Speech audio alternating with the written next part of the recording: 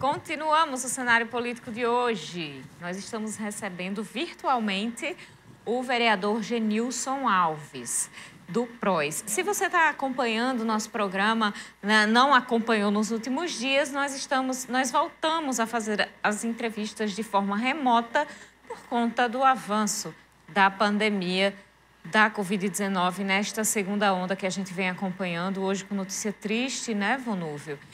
O número de mortes bateu o recorde de toda a história da pandemia, ou seja, já estamos há mais de um ano nessa situação e hoje aqui no Brasil nós tivemos o maior número de mortes. Mais de 2.200 pessoas se foram, mais de 2.200 famílias hoje estão sepultando entes queridos e isso não pode ser passado em branco.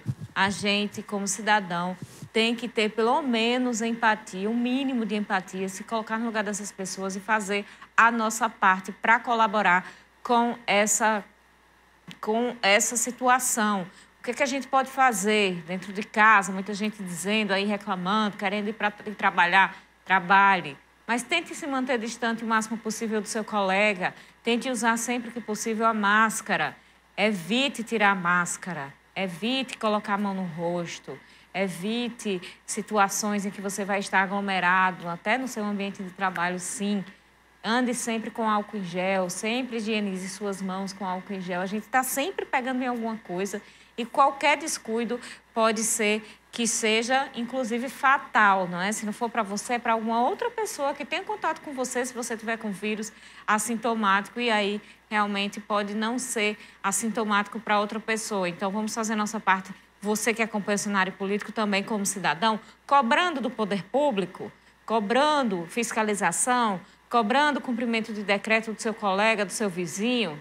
Se você está reclamando aí que as atividades estão paradas, quanto mais a gente fizer, mais rápido a gente volta. A esperança é que o decreto só vale até terça-feira, que ele não precise ser prorrogado. Esse aí do toque de recolher do lockdown. Inclusive, Vonúvio, hoje foi um moído, o maior do mundo, a audiência de conciliação entre o governo do estado e o prefeito de Natal, Álvaro Dias, que, inclusive, Fátima não deu nenhuma solução.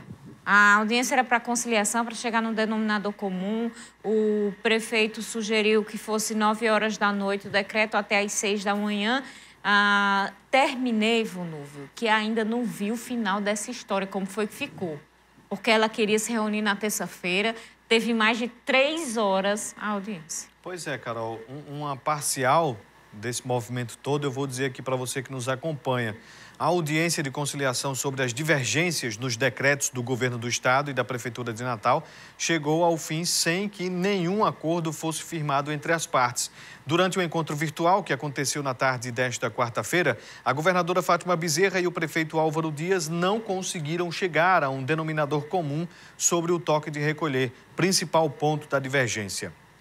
A medida foi adotada pelo decreto estadual, mas ficou de fora do texto publicado pelo município de Natal sobre as restrições para o enfrentamento à pandemia na capital. Na sessão desta quarta, no entanto, o prefeito afirmou que o município adotaria a norma de restrição, mas sugeriu um novo horário para a medida. De acordo com a proposta do chefe do Executivo Municipal, o toque de recolher seria permitido em Natal das 9 horas da noite até às 6 horas da manhã do dia seguinte. Atualmente, a restrição adotada é das 8 às 6, conforme determinação do decreto estadual. A sugestão, entretanto, foi refutada pela governadora. A governadora falou sobre a taxa de ocupação dos leitos em 100% e o prefeito falou que a intransigência por parte de Fátima pediu a manutenção dos empregos. Sem propostas por parte do governo que pudesse levar a um consenso entre as partes, o Corregedor-Geral de Justiça, o desembargador Dilermano Mota, que presidia a audiência, decidiu encerrar a sessão. Ele lamentou a falta de acordo entre o Estado e o município. Além disso, ele disse, e lamento também não haver uma união de decretos para combater a pandemia. Pois é, Vonúvio, tá aí o moído que eu falei. Foi assim que terminou, né? Sem acordo nenhum. Fátima Bezerra e Álvaro Dias, zero acordo. Aí vocês perguntam pra gente, mas estamos aqui na região oeste, o que é que isso tem a ver com a gente? Influencia, impacta o que não for cumprido lá em Natal, a aglomeração que estiver em Natal, os números em Natal, que é hoje ali a região metropolitana, o epicentro dessa segunda onda da Covid aqui no nosso estado, influencia sim aqui para a gente. Inclusive, existem pacientes lá da região metropolitana hospedados aqui nas UTIs da Covid-19. E depois de quase 2 anos, a Patrulha Maria da Penha finalmente começou a atuar em Mossoró. A Secretaria Municipal de Segurança Pública fez um balanço dos primeiros 3 meses da patrulha.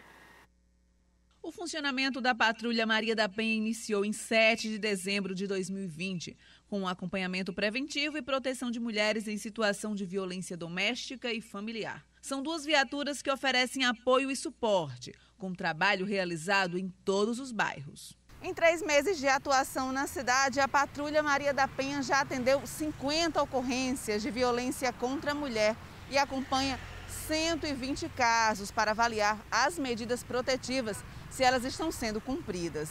De acordo com informações da patrulha, os bairros com maior incidência de violência são Abolição, Alto de São Manuel e Santo Antônio. As ocorrências ocorrem prioritariamente aos finais de semana, né? Geralmente ocorrem nos finais de semana, nos dias de sábado e domingo e a partir das 22 horas.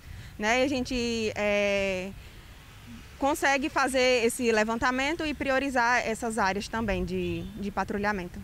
O Juizado da Violência Doméstica trabalha em parceria direta com a Guarda Municipal, através do encaminhamento para a patrulha e acompanhamento dos casos organizados em relatório. O juiz analisa e defere ou não.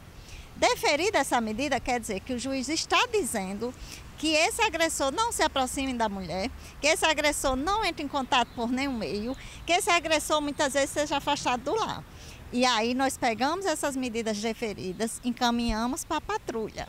A Patrulha Maria da Penha vai efetivar realmente essas medidas de proteção com essas mulheres que estão em situação de violência. A Patrulha Maria da Penha conta com 36 guardas civis municipais, sendo metade formada por guardas mulheres. De acordo com a coordenadora do programa, a presença feminina tem ajudado mulheres em situação de violência a denunciar os casos. Quando a gente faz as visitas, elas se sentem mais à vontade.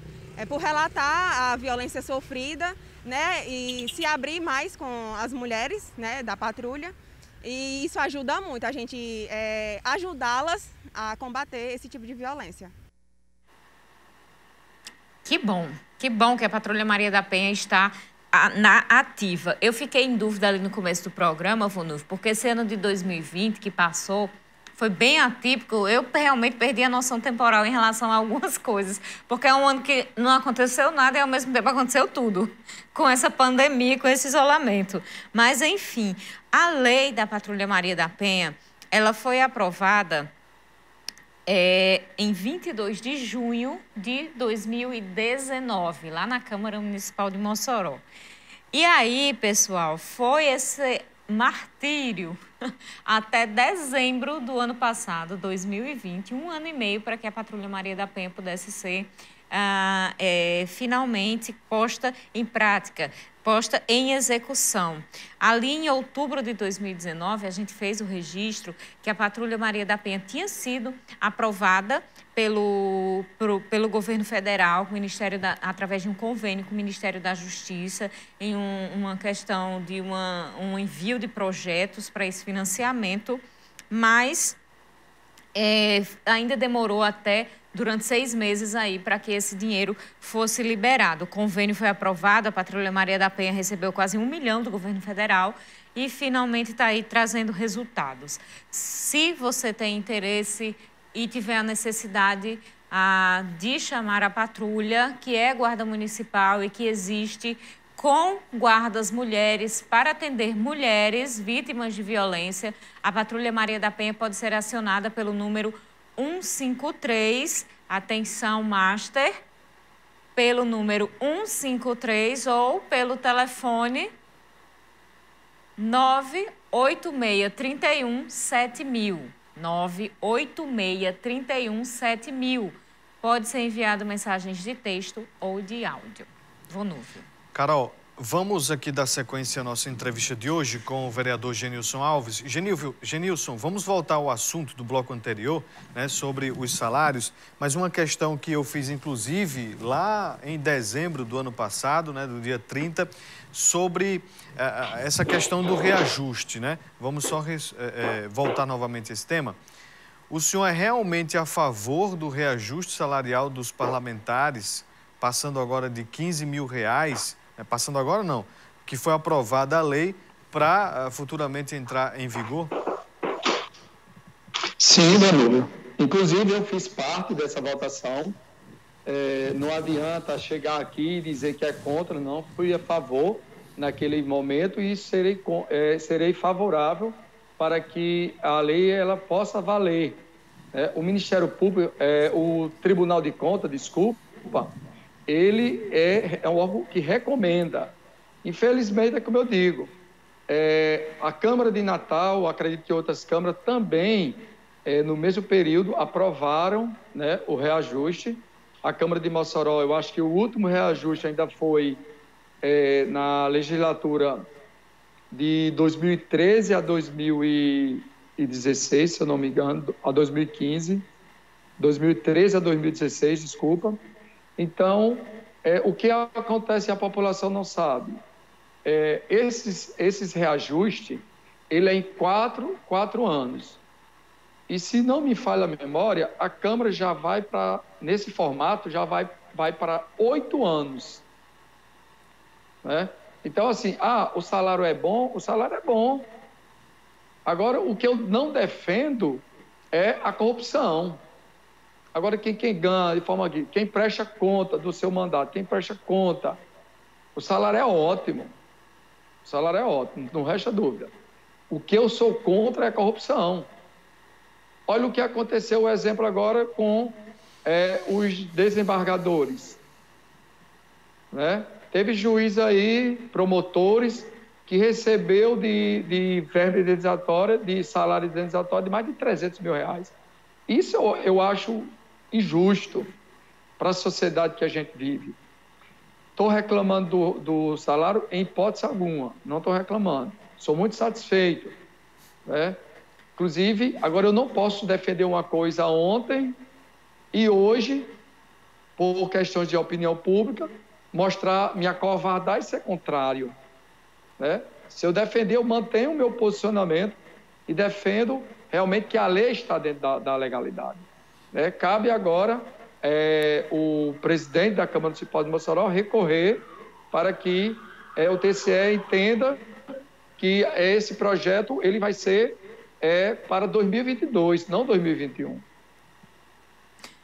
Vereador, e sobre a questão junto ao TRE da avaliação das contas do vereador sobre uma possibilidade de cassação do seu mandato. Qual é a opinião do senhor sobre isso? Olha, e se o senhor já apresentou a defesa? Sim, inclusive o juiz aqui, muito responsável, ele acatou minha prestação de conta, aprovou minha prestação de conta e sem ressalva. Ele não colocou sequer uma observação, olha, vou aprovar, mas existe isso. Muito pelo contrário, aprovou sem questionamento. Agora, para que a sociedade acompanhe o nosso esclarecimento, o que aconteceu?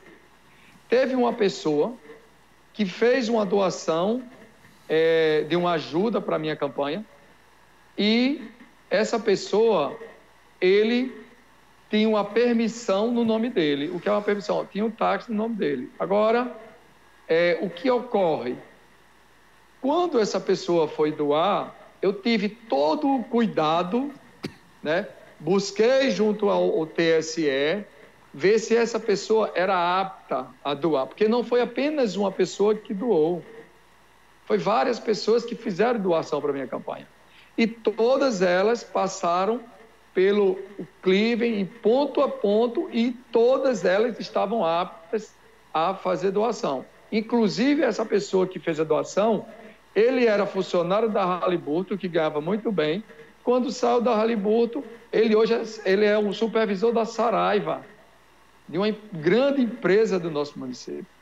Então, assim, ele tem seu salário, trabalha o dia todo, né? Faz faculdade à noite. Então, em hipótese alguma, essa pessoa, eu não tinha como saber se essa pessoa, né, tinha uma permissão. Inclusive, eu fui buscar junto às informações que o Tribunal Superior Eleitoral disponibiliza e não constava, e não consta até hoje o nome dessa pessoa. Como é que eu vou saber?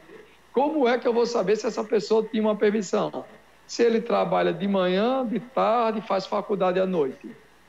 Então, a gente está recorrendo novamente, né? O promotor de justiça, o juiz é que aprovou, o promotor recorreu para Natal e nós vamos com a verdade.